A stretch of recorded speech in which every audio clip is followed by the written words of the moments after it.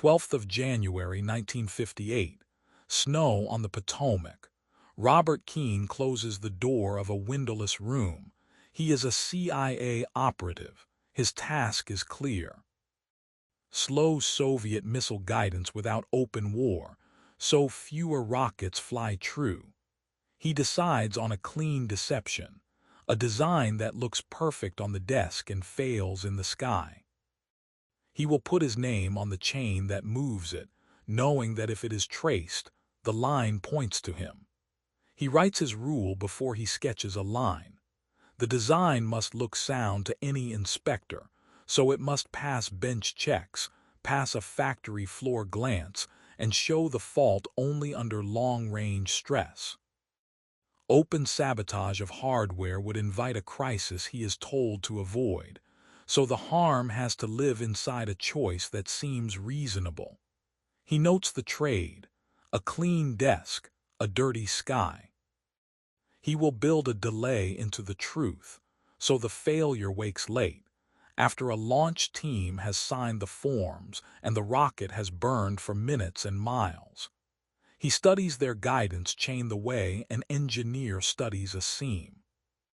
He gathers open manuals, film stills from parades, fragments passed by defectors, and reports on parts shipments. He compares block diagrams until the patterns line up. A feedback loop sits where sense becomes command and then becomes sense again. A tiny bias there would not look like a scream. It would be a whisper that grows with each cycle. He considers where to place the push. A resistor value, a filter time constant, a calibration step. He discards the obvious points because a careful bench test might spot them. He marks the gyroscope correction table as his entry. The table holds constants used to trim drift. If he rounds one of those numbers in a way that looks like a normal drafting choice, a reviewer will see a tidy decision, not a trap.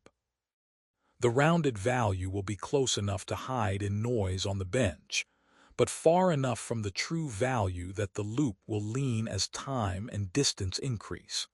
He writes the logic in plain terms on his pad. Small error repeated becomes direction.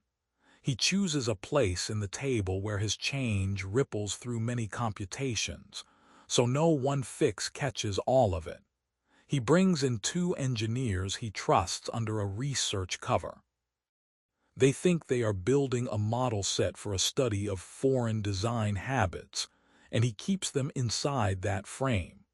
He shows them samples of Soviet drafting from archives and asks them to copy the habits without copying the content. Cyrillic headings that match the period, sheet numbers in the right corner, part codes that look like they came from known European imports. They work on paper that matches weight and tone, using pens that leave a certain shine. He asks for smudged hand edits in pencil where a foreman might have changed a dimension. He does not want clean pages. He wants pages that feel used. He adds a backstop to the set. If a Soviet engineer questions a page, the next page will carry a small fix that seems to correct a production variance or temperature drift.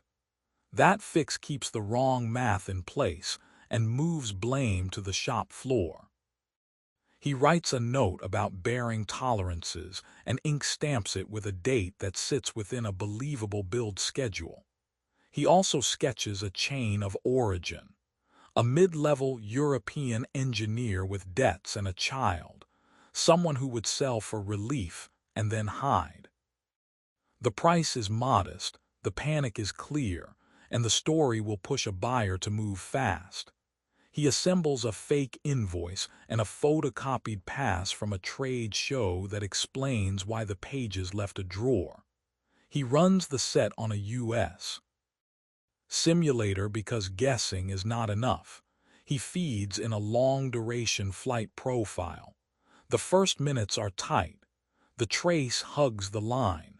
He watches the drift curve, and after the 10th minute it begins to bloom.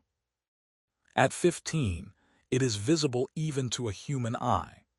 At 20, the miss grows beyond what a warhead can forgive. He repeats the run with temperature shifts and vibration patterns to mimic the way a real missile shakes its own brain. The early data remains clean. The late data slides off. The trap behaves as intended. He notes how far an inspector would need to run a test to see it, and how few would bother to wait that long. He writes a boundary note and tapes it to the inside cover. The plan targets military missiles only and must not touch crewed craft. He accepts that he is choosing to bend a path that lands in a field or a sea, not in a capsule with a pilot. He brings that point to legal staff and to the policy desk. If they will sign, he will proceed. If they won't, he will shelve the file. The note is not a shield but a line he can carry. It will not save him if things go wrong, but it tells him what he is willing to do. He studies how the other side buys secrets. He reviews files on trade offices in Europe where buyers talk over lunch and cash passes in alleys. He sees activity in Vienna, where many uniforms visit in plain suits. The city sits at a fault line and offers enough travelers to hide a meeting. He narrows the delivery theater there. He maps a way to stage an approach without touching embassies, a cafe with a back entrance, a post office box rented in a name that can vanish. He plans to use a single courier with deep cover and a second route as a mirror, so if one light goes out, the other still burns. He carries the plan to the interagency table and waits for the risk to come back to him as approval or refusal. Defense wants to know how long the effect will last and whether a fix can undo it. State asks what happens if a page is traced to the United States and a diplomat is called in. He answers simply. The design will pass factory tests, the flaw will wake late, and a fix will require new math, new tables, and time. On the 3rd of March, 1958, he receives the clearance. The same paper that lets him move also exposes him to more eyes and more leaks. He signs his name under a line that assigns him responsibility for the release and for the results. He locks the master set in a flat file with a clean tag. He lists who can touch it and at what hour, and he writes his own name first. He knows the strong part of the plan is not the ink, but the constant hidden in it and the steady hands that will carry it. A single number placed in the right mind can move a nation's aim. He understands that if the number is discovered too soon, it will end careers, likely his, and teach the other side where to look the next time. He closes the drawer and begins to think about the exact day in Vienna when the papers will change pockets and the quiet math will start its long work. On 24th of March, 1958, he flies undercover to Vienna with a small map folded inside a guidebook. He walks past the Soviet trade office twice at different hours to learn its breadth. He notes when clerks step out to smoke, when the loading bay opens, and when a man in a gray hat collects mail from the box on the corner. He rides the tram that stops nearby to see which door looks natural from a crowded car. He marks a route that passes bakeries and a print shop because normal errands explain a visit. The approach must look like daily life, so he builds daily life into it. He chooses a courier who already moves among buyers. She works as a representative for industrial suppliers and can carry catalogs and drawings without question. He keeps her story short. A Brussels firm that brokers industrial patents has material from a nervous engineer who wants cash and distance. To give that story a home, he builds the Brussels front. A rented desk, a phone line listed in a trade directory, a stamped invoice book, and a brass nameplate screwed to a shared door. He writes the company's letterhead in simple type and lets a misspelling slip into a French phrase so it looks human. He wants the pages to feel handled. He orders onion skin sheets because they were common in the period, and he passes them under a warm lamp so the edges curl. He drags a grease pencil across margins where a production foreman might have marked a change. He presses a coffee cup to one diagram and tears a single binder hole out of round with a fingernail. He rubs a thumb over the place where a date stamp sits, so ink feathers like it does in a damp office. He lets a paper clip rust against one corner. The work costs time, but it buys belief, and belief is the only shell he can put around the number that matters. He trains the courier on a 4-step plan until she can say it without thinking. Make a public approach, show a single sample page, discuss a price range, then move the talk to neutral ground. Because extra steps make space for mistakes, he refuses to add any more. He builds signals from ordinary acts so no special tool gives them away. A folded newspaper left on the second bench at a tram stop means contact made. A pencil dot on the city map in a bookstore window marks a meeting time. A receipt left at a kiosk with a circle around the total tells him a buyer wants to change the place. He times each piece and writes abort points that can be hit without breaking cover. On 7th of April, 1958, the first approach happens in a crowded cafe near the Ring. He sits far enough away to see the door and to leave if he must. The courier shows a page that covers an unimportant subassembly, a ring of fasteners and a bracket that holds nothing critical. The page carries a known part number and the same hand he has trained into the set. The buyer glances, sees what he expects to see, and trades a name and a number that trace back to the office he mapped. The talk is brief by design. A nod, a folded menu, a clock checked. She leaves first as taught. He walks out later by a different door and does not look back. On 17th of April, 1958, he runs the same route with blank pages in the courier's bag. The buyer's side asks to see more and offers a sum that sits inside the range he set. That bite tells him the frame holds. Therefore, he green-lights the real handoff. He tells her to split the drawings into 3 packets with overlapping pages so no single loss can expose the whole trap. He wraps each packet in plain brown paper and writes a harmless label on each: bearings, ventilation, auxiliary. He puts the most sensitive table in the middle packet and copies a few lesser pages across all 3, so any later comparison will make sense even if a packet goes missing.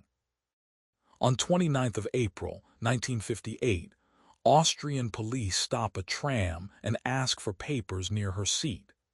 He is in a rented flat with a radio and a pair of binoculars that never touch the window glass. She uses a prearranged phrase over a pay phone that tells him her path has narrowed. He orders her to abandon one packet at the next chance and keep moving. The choice hurts because each page took time and breath, but weight draws eyes, and less weight means less risk. She drops a parcel into a bin at a tobacco shop and walks on with 2 under her coat. They later learn that the bin was emptied without fuss. The dropped packet held only non-critical sheets, as planned. The core flaw stays in her hands. On 3rd of May, 1958, a message comes back from the buyer's number. Through the courier, he hears that a sample page was checked against a known part number and a common handwriting style, and it passed. A sum is agreed. He sets the exchange in daylight in a busy square where office workers eat bread and watch pigeons. Darkness draws other kinds of attention. Noon hides intent. He watches for tails and sees only a man with a red tie who keeps looking at the sky. The handoff takes seconds. A bag under a bench, a pause, a second hand that moves it. He breathes out, but only halfway. On 5th of May, 1958, he shuts the Brussels front like a shop at closing. The phone goes dead. The desk is cleared. The nameplate comes off with 2 turns of a screwdriver. He moves the courier to ground for a time in a different city under a different fold of her life. He files a brief that says what matters.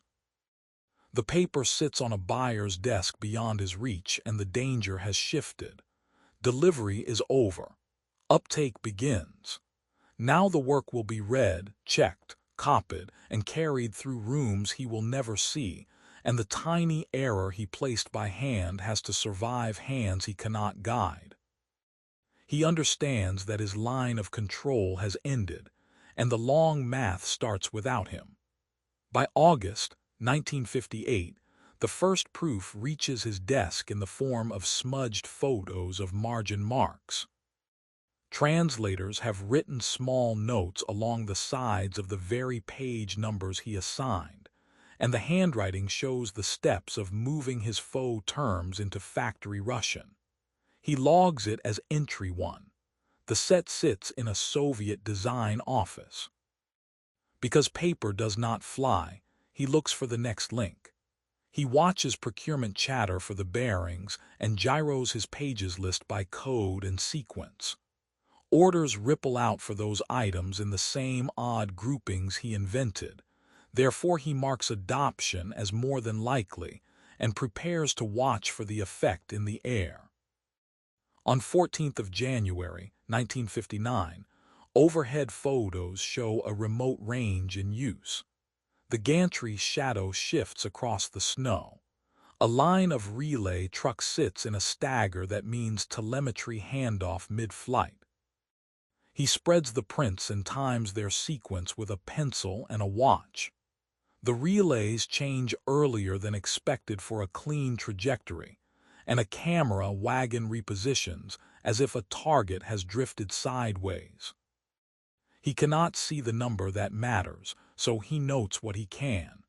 A lateral correction call during a burn that should have stayed straight. Because his flaw wakes late, he takes the premature relay switch as a sign that the curve is beginning to swell. The urge to celebrate begins as a whisper from friendly desks. A liaison floats the idea of nudging a sympathetic columnist with a vague story about clever engineering. He refuses each invitation. He writes that public credit would warn the target and kill the long-term effect, and he signs his name below that line so the refusal is a choice, not an accident. He knows praise draws light, and light will burn the trail he needs to keep dim. So he keeps his briefings tight, limits the copies, and accepts that the price of success here is that almost no one can see it. He does not sit still while he waits. He drafts 2 short notes that look like dry advice from a neutral vendor and arranges for them to be discoverable. One concerns temperature correction during bench checks and urges a pre-flight calibration step that will soothe a small bias on the ground. The other mentions bearing tolerances that justify a minor filter adjustment.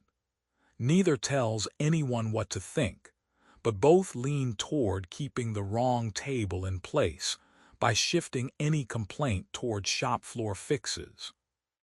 He places the notes in the kind of mixed paperwork a range crew will find while ordering parts, because he wants an engineer to believe he solved a problem himself and to stop looking further. In early 1960, range logs hint that crews have added calibration steps before rollout. A few lines in a routine report mention extra time on the pad for gyro alignment, and the benches pass with cleaner numbers. He draws the line between the notes he seeded and the change in process, so he writes that the trap is working.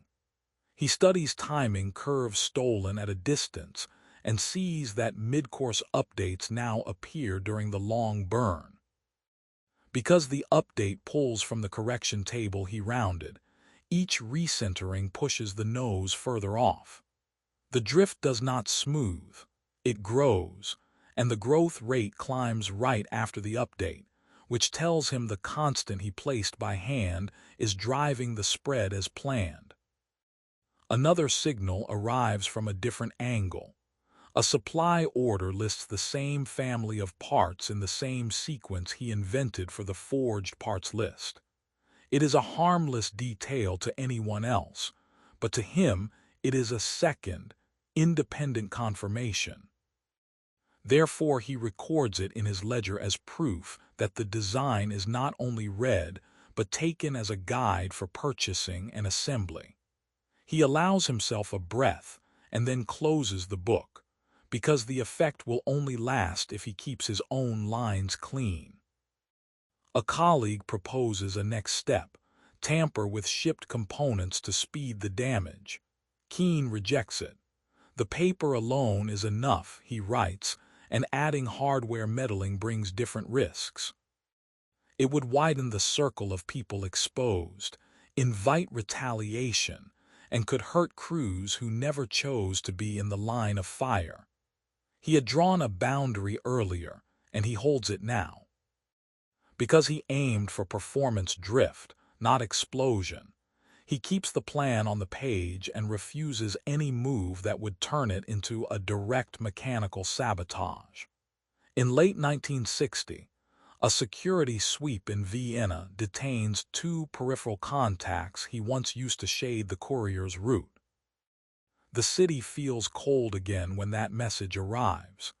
He cuts those lines at once, even though they cost him access he could use. He kills a mailbox, shutters a payment lane, and burns a set of names he spent months to build. He moves the courier out of reach for a long rest and pays the political cost at home for losing local eyes. Because the core story matters more than a few conveniences, he accepts the loss and keeps the work going from a safer distance. On 22nd of March, 1961, fresh photos show a test vehicle that aborts after guidance go-no-go checks on the pad have all passed.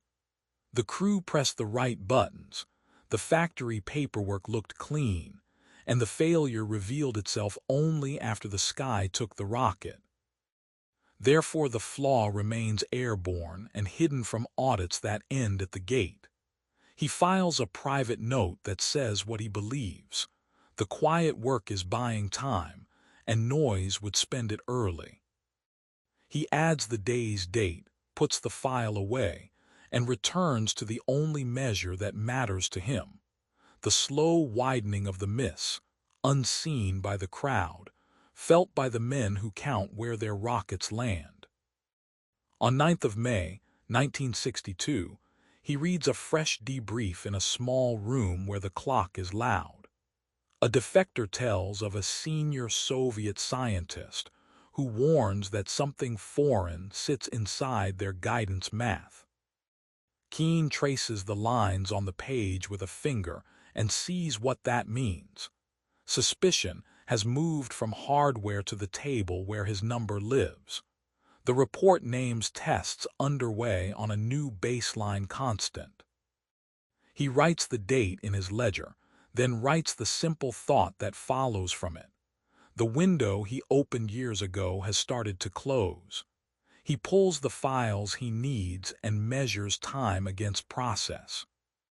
If they rebuild the base constant, they will have to rework tables, reprint pages, retrain crews, and run new checks. That is months of effort, maybe longer, but the first step is the dangerous one: deciding that a constant is wrong. The scientist's tests mean that decision is on the table. Keene notes which ranges will show the change first, and he sets a watch for any hint that fresh math is moving into the field. He does not push for more effect. He prepares to protect what he has. In June 1962, a cable arrives from Vienna with a short line about a shop clerk tied to the Brussels front. Local police have asked questions. The name matches a person who once handled invoice stamps and keys. Keene reads the cable twice and understands that the path back to his courier now has wet footprints on it. If one more curious hand connects the clerk to a face, the cover that carried the set will not survive the next look. On 21st of June, 1962, he signs a shutdown order for the entire channel. He closes boxes, kills phone numbers, and ends the signals he built. He knows that shuttering a live line is not a show of fear. It is a choice to stop just before the edge. He plans the courier's exit as if it were a new operation. The way out will not pass through any door she used on the way in. He places her on a path that runs through a third country where her papers will pass as routine.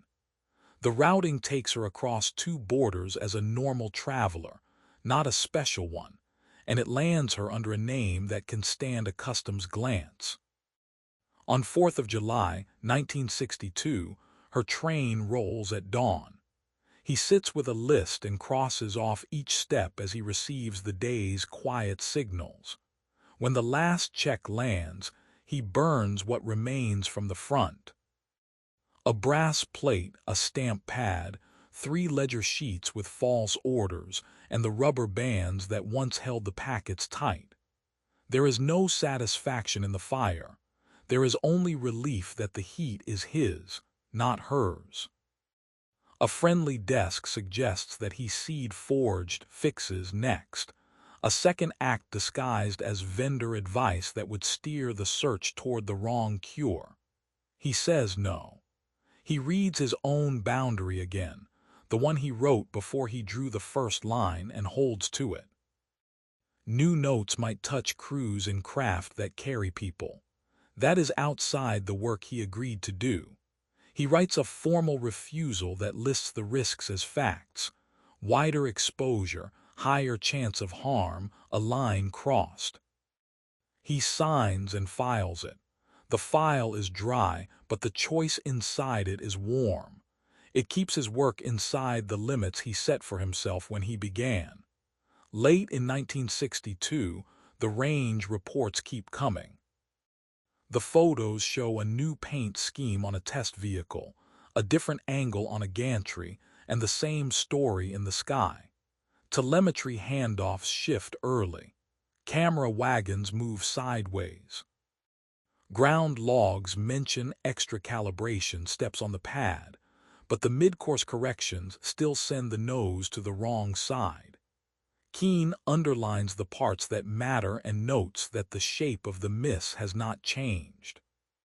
The constant he bent is still in the field, still being used by crews who trust their tables. He does not cheer. He writes that the effect persists while the search for a cure burns time. In 1963, a smuggled notebook is translated and placed on his desk. It bears a familiar hand from the debriefs, the same senior scientist who raised the alarm. The notes are clean and plain. They trace tests that try to tame drift and fail. They end with a line that says, in simple terms, that their rockets will not fly true until the base constant is rebuilt from the ground up. Keene takes a pencil and draws a single, straight underline beneath that sentence. He thinks briefly about the other man's room, the quiet it must have had, the weight that comes when you realize that the thing you built is anchored to the wrong number. Then he files the pages where they belong. On 17th of September, 1963, An internal memo lands without ceremony. It credits the operation for delaying guidance reliability by years and warns that the same trick will not work twice. There is a note about changes in their review culture and a line about how lessons travel. He reads it once and places it behind the notebook translation. He does not argue with the warning. He knows that a device that works once teaches the target what to check next time. He accepts that the day of making paper that shapes flight has passed, at least in this form. He keeps nothing that can pull a thread back to Vienna, to the desk in Brussels, or to the cafes and trams he mapped. He keeps only one page in his drawer, a copied sheet with the rounded constant set in the middle like a small stone in a clean bed. He does not look at it often. When he does, he sees the span from a quiet room to a sky that held a long burn and bent a degree at a time. He sees the line he held when asked to cross it. He sees the time bought and the eyes turned to other problems while crews chased a cure. He closes the drawer and goes back to work, knowing that one decision on a blank page had moved the aim of a country, and that for a season it had moved the space between two of them. He thinks of the snow and the first closed door, and knows the forged number outlived the hand that carried it, bending flight just enough to waste years in closed rooms while he stayed inside the rules he set. Pages that felt true, a narrow aim that spared crews, a clean exit when the trail warmed. On his desk the remains are small and plain, a copied sheet with the rounded constant, a dry memo that credits the delay and warns the trick will not work twice, and his own note that patience buys time no speech can. He accepts that this is what endures. A quiet choice in a sealed room that slowed a straight line and, for a tense piece, gave more days to think.